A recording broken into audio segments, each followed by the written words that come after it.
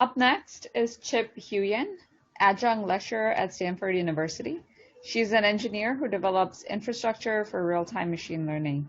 Through her work with Snorkel AI, NVIDIA, and Netflix, she has helped some of the world's largest organizations deploy machine learning systems. She teaches the Machine Learning Systems Design course at Stanford. Today, she's here to share her insights on how to make ML models run fast on edge devices. Over to you, Chip. Hi everyone, my name is Chip and I'm working on a real-time machine learning infrastructure startup. Today I'm going to talk about a topic that used to make me cry a lot in college. It's about machine learning compilers. So a little bit about my background. So I come from actually a very non-technical background. So I was working as a writer. I published a few books, and then I went to college and I started working at learning about engineering and machine learning. So I was working at NVIDIA, Prima, Netflix, Snorkel. I'm also teaching a course called Machine Learning System Design at Stanford. So in college, I was very terrified of compilers because it's hard. But the more I work in production, the more I try to help companies bring models into different types of hardware like servers or edge devices, the more I realize the importance of compilers. And I think that's sentiment is also echoed in a lot of people that I work with. So here is a quote from Sumit Shintala, the creator of PyTorch. Then I think it's like the next word is the compilers for frameworks, and whoever can help can build compilers that can convert models into the native code for different hardwares. So this is like a topic that is like new to me, and I'm still learning. So if there's something that doesn't make sense, feel free to let me know on the end of the Q&A. So for this talk today, I'm going to try to cover three topics. First is like why do you need compilers and how do compilers work, and the next part is really exciting. It's like using machine learning to speed up machine learning models. So let's talk about the first part. So there are two aspects that I want to cover. So first is performance, and the second is compatibility. So if you work at biomachining applications, you will realize that you need to use a lot of different frameworks and libraries. So here is an example code of what you might encounter. So I use Panda to read in the data. You use NumPy to do some computations, and you use a framework like PyTorch, scikit-learn, TensorFlow to train the model. So even though like this framework can be pretty good at like operator level optimizations, there's no end-to-end optimization across frameworks. Yes, this is a really cool paper by Panka. He's from he was a PhD student at Stanford, and he did this really cool experiment when he found that like a typical data science workload using a NumPy, Pandas, and TensorFlow run about like over 20 times slower than when it is hand optimized in C. So, but of course, like how do you optimize this code? Not everyone knows how to do that. So the next problem that I want to discuss is the compatibility. So you train a model, so you might use one of the many popular framework nowadays, and then you want to deploy the model. So the question is like, where do you want to run the models? So you can run it on like maybe on a server with GPU server, or you want it on a CPU, or like on Android. You want it on some Raspberry Pi, or like other like fancy framework like A6 or like programmable board. I never know how to say the word right. So there are many different options. So there are two aspects here. Like one is front end, so like how is the framework that you build a model in, and the back end, the hardware that you run the model on. So the problem is that like the number of framework and the number of backends are continue growing. So like first of all, like a few years ago, a lot of people using XGBoost, and like in the last few years, we have been switching to the light GBM, or like Google has a new framework out like JAX, and it's like a totally different framework. And I was looking into like AI startup raising money, and like a lot of them like are hardware startups. So they are like from all over the world, like China, Israel, the US, and the number of like new custom hardware like keep on growing.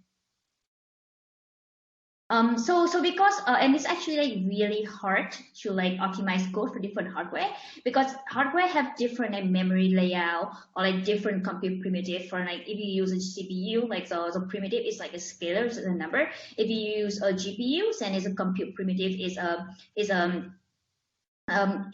a one-dimensional array, and if you use like TPUs and a systolic array, is a tensor, three-dimensional tensor. So when you write the deep learning models, you have like high-dimensional instructions, right? So first of all, when you write convolutional network, you have like a 2D image, and then you have like the channel, which is another dimensions, and then you have a batch size, which is another dimensions. Then how do you translate from these high-dimensional instructions to low-dimensional compute primitives? It's very hard, it's very hard across the multiple hardware.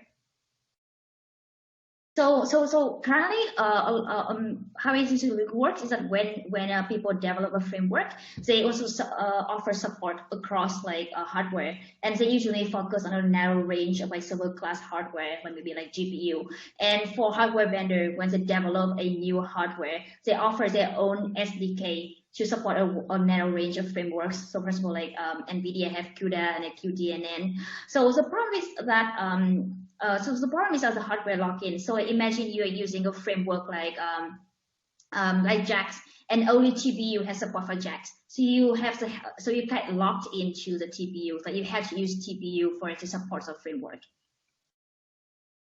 So compilers can actually help with that. So what compiler does is like two things. It first is like lowering. So it help lowering the models into, so you can think of it's like generate like the native code that work for certain hardware for the model. So you write the models, and the compiler like generate hardware code to run the model on a certain hardware, and it also like optimize the models to run on that hardware. So we're gonna go more into detail how compilers work. So we all agree that like they have many growing number of like front end and a growing number of back ends, and the problem of compatibility the compatibility issues getting more difficult. Like you can't possibly like write a translator code between like a front end for every single back end out there. So the idea is that like, what if we have some kind of like common language? So like we don't have to write a PyTorch for GPU or PyTorch for TPU. What if we can just like translate PyTorch to a common representations, and then you translate from that common representations to like whatever hardware you need. So you don't need to have like, so if you build a new framework, you don't need to write for every single hardware. You just need to translate into this common language, and then somebody else, so for the hardware vendor, they can like translate from that common language to their own hardware. So this is called like intermediate representations. So there are different level of like IRs, because it's very hard for me to say this long word, so let's call it IR. So there are different levels. So you have like high level IRs, which is hardware agnostics. So you translate from the specific framework language into that IR. So example, you can have like so it's usually a computational graph. So you can have like, first of all, have XLA, if you will use TensorFlow or PyTorch, you have seen XLA era. So like XLA high level operators is a high level IRs, or like TensorFlow Lite or TensorRT. And then on the other end, you have like low level IRs, when it's like language agnostics and it's specific for the hardware. So like, first of all, LLVM or like MVCCs from NVIDIA. And in the between, like, so when you go from like high level IR to low level IR, you want to optimize and like tune it. And you can either do it like by hand, like hand optimize, or you can do it using machine learning. And we're gonna go over this both method in the coming slides, not coming in a few slides. So the question is how to optimize the models is like, it's really, really fascinating. And it's something I'm still like learning. So you have like standard compiler optimizations like vectorization. So one of the first trick I learned in a machine learning course is when if you change from a loop to like vectorizations, it can make the code run so much faster, and it can be quite tricky. Like you need to learn how to do it. And also like there's like technique like loop tiling, blocking, like explicit parallelisms, or like the way you handle cache, so that you don't have to like fetch memory, like fetch data from memory over and over again, which can be very costly. You also like have like graph level or like higher level optimizations. So they have a computational graph, and there's different ways for you to run this graph. So you can fill different operations together to make it run faster. So here's some images from TensorRT and NVIDIA, so I found really interesting. So on the left, you have a graph of like a convolutional graph, and if you go into so you can either fuse some operations vertically, like something like on the top right, or I can fuse them horizontally on the top on the bottom right. And fuse operations can actually speed up a lot. So here is a benchmark that's shown by people at TBM. So it shows that you can, by fusing operations together, you can fusing operators together, you can speed up like about 1.5 to 2 times or without fusion. And this is a number from like 3 years ago, right, in 2018. And my understanding that like the operator fusions has improved a lot and give you like much higher speed up. So why is optimizing for why is optimizing the code is so hard? First of all, it's hardware dependent. Like different hardware have different like processor unit, different memory layout, different cache unit. They have different compute primitives, like we talked before, how like CPU, GPU, and TPU all have different compute primitives. They also follow different instruction sets, like RISC-V, ARM, like x68. So like if you want to optimize a code, you have to understand different hardware. It's also like very operator dependent, like optimizing for CNN plus batch norm is very different from optimizing for like say RNN plus batch norm. And so like new models are being developed all the time, which means like the new operators, new layers, just new type like convolutional graph. And also once you have a graph, like there are many different ways to optimize it. Like you have a graph, there are many different ways to like execute or like fuse operations to run this graph. And it can be like honestly, it can be very hard. So I used to work at NVIDIA, and I remember I was sitting next to this person's engineer who worked like and specifically they optimize a model in PyTorch for GPU, and he's like a god because I never really understood like how he knew what he could do to speed up the model, because I look at it, it's just like code and like low level code, but somehow he knew. So a lot of it is like heuristic based. So like when you hire someone to tune or to optimize a code, a lot of it is heuristics. So like usually you have from the experience or like I don't know, from like some higher level knowledge of this. And it's also so it means it's not optimal because humans can't really possibly explore every path. So they probably use a heuristic to choose what they think is like the better path. And also it's non-adaptive, right? So usually like hardware vendor will try to like try to optimize code of like certain popular models, for example, in ResNet or MobileNet. Like if someone launch a new model, hardware vendors are like unlikely to support it unless it's optimized that model until that model has become like popular. And so like what if a new framework came out and a new hardware coming out? So Handtune is very non-adaptive. So I think the next part, so we talk about like the problem of like hand tuning or like hand optimization, hand optimizing your code. So what if we do it like more automated? So how about we automate the process using machine learning? So here's just an idea. Like it might be a very horrible idea, but like ideally we would want to explore all possible paths to run a graph to find the optimal path. So you for every way of like execute a graph, you run it end to end, you measure it, and then you choose the path that is like that makes it run the fastest. So of course this is very not feasible because there are too many possible paths to run. So like imagine like you have a graph and you have like a lot of nodes of operators, and each like to run the model end to end, it might take like 10 hours, and if you want to run like 10,000 paths, then it's already like 100,000 hours, which is like way too long. But however, it's just like if you think of like financial structured paths, is actually like a pretty common problem. It's a combinatorial search problem, which we can use machine learning for. So how about we use machine learning? So the idea, how about we use machine learning to narrow down the search space to find the optimal one, and this is like approximate solution. So how it works is that like you first like break the graph, like has a computational graph, break into different subgraphs. You try to predict how big, like how computationally expensive each subgraph is, so that you can allocate time for each graph and find like, and within that allocated time, you find the best possible path for that subgraph, and then you stitch the best possible path of different subgraphs together to find the most optimal end-to-end path for the model. So this idea is like not, it had been like this idea has actually found success in productions.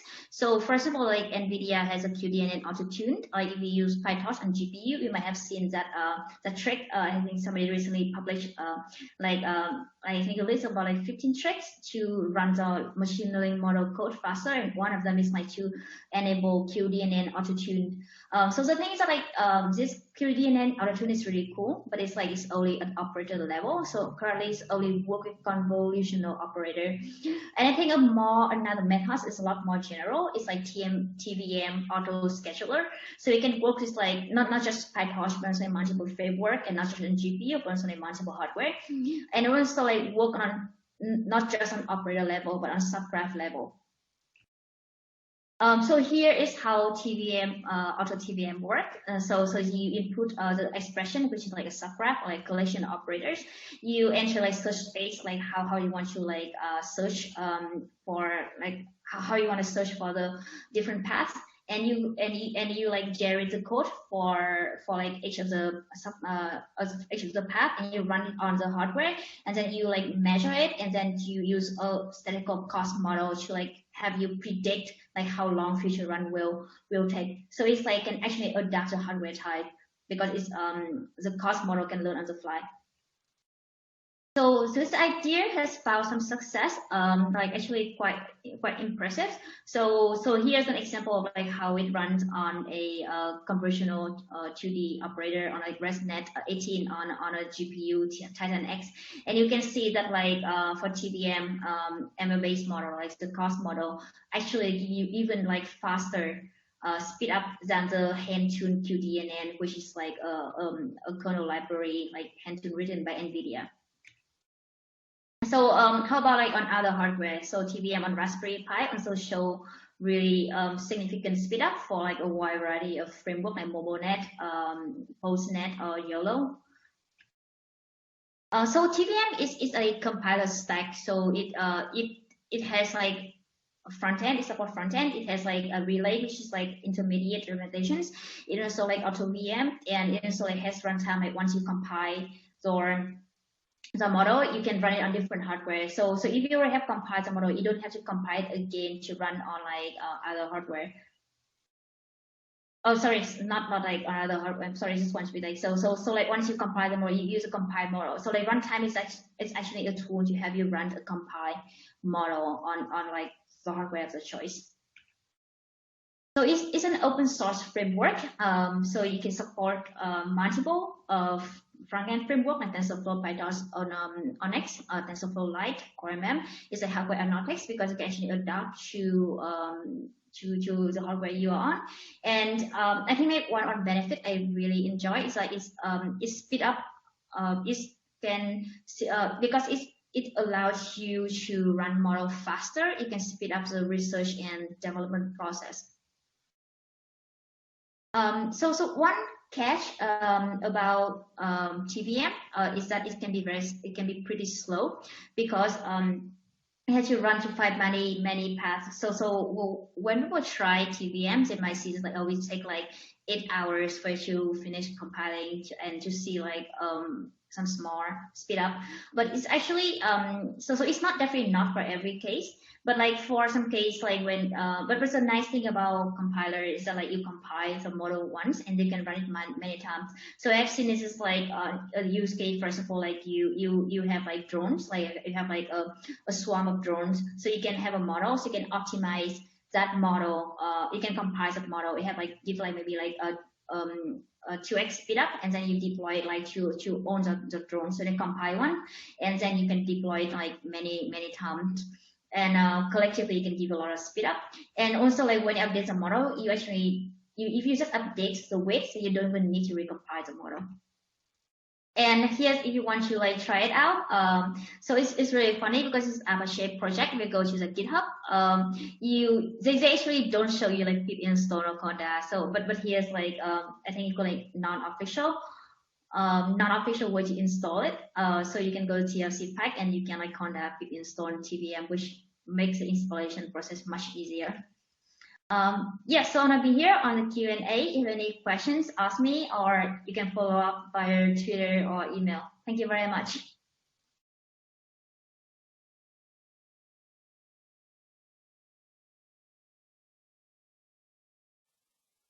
Awesome. Thank you, Chip. That was definitely such a great presentation. Definitely always, love to learn more about things like that, and it was great hearing from you. I know we have a couple questions that have come in. So the first one here that the audience asked was, what do you recommend to optimize code?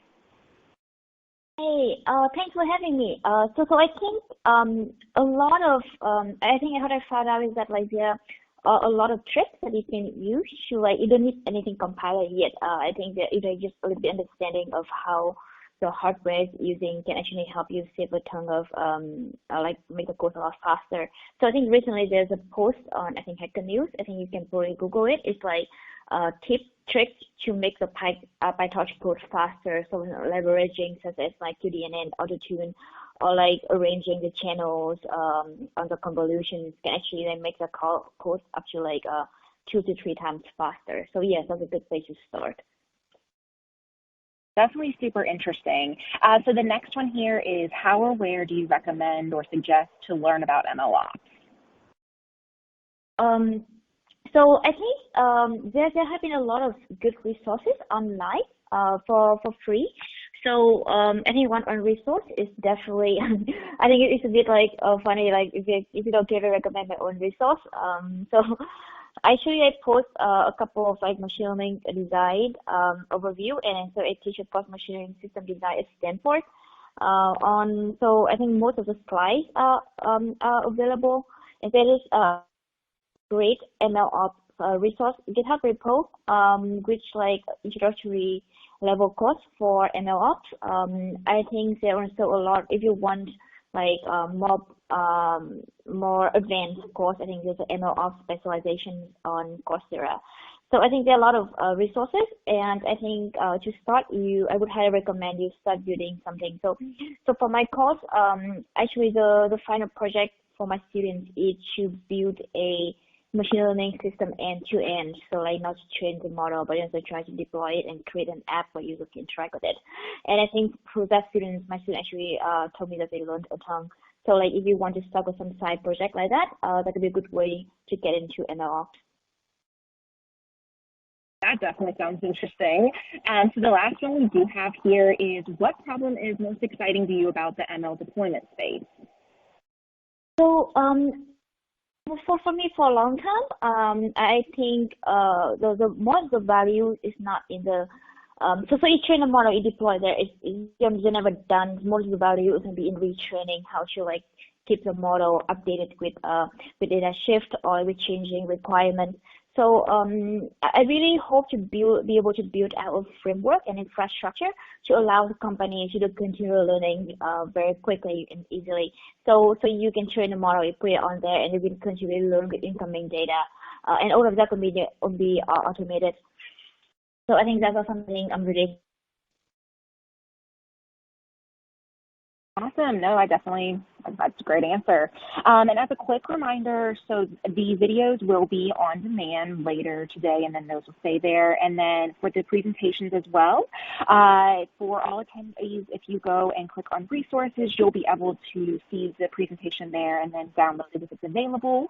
And then I also want to go ahead and let you know that we do have Lou and Cornell Sinai from DoorDash coming up next, and they're going to discuss scaling ML platform responsibly at DoorDash. So definitely we look forward to seeing you all there. Thanks so much again, Chip. It was great having you. Yes, thank you so much for having me. Bye-bye.